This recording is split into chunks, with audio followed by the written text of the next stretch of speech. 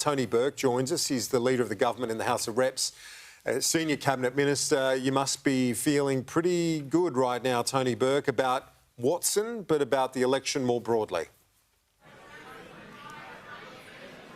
Yeah, look, I'm still very conscious that the feeling on the ground today was better than what we've had at pre-poll.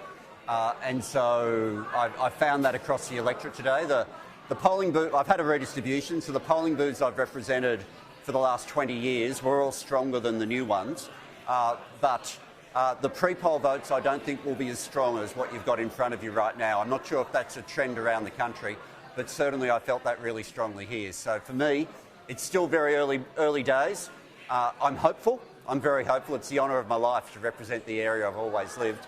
But, you know, I'd rather the results be leaning towards me than otherwise, so I'm happy to that extent, but it's way too early for me to think. We saw and this is not a partisan thing to say, he's a great Australian, Jamal Reefy, a local GP, but he got on board and helped you.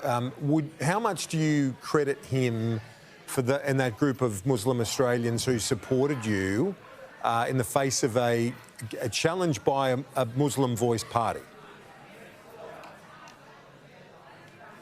Look, I'll be forever grateful, forever grateful. When Jamal Reefy first stepped forward, it wasn't just the influence that he has as a community leader.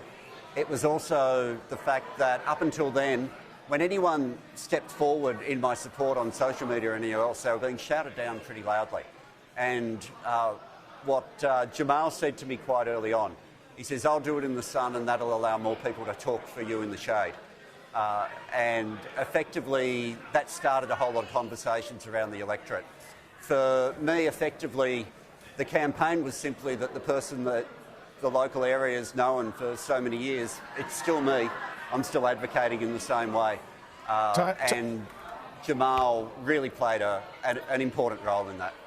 Tony Burke, Andrew Clennell. I have to say maybe one of the key moments in this term for Labor was when you were made Home Affairs Minister, because Claire O'Neill and Andrew Giles were butchering it, and too many people were allowed into the country, and you had this migration detainees issue.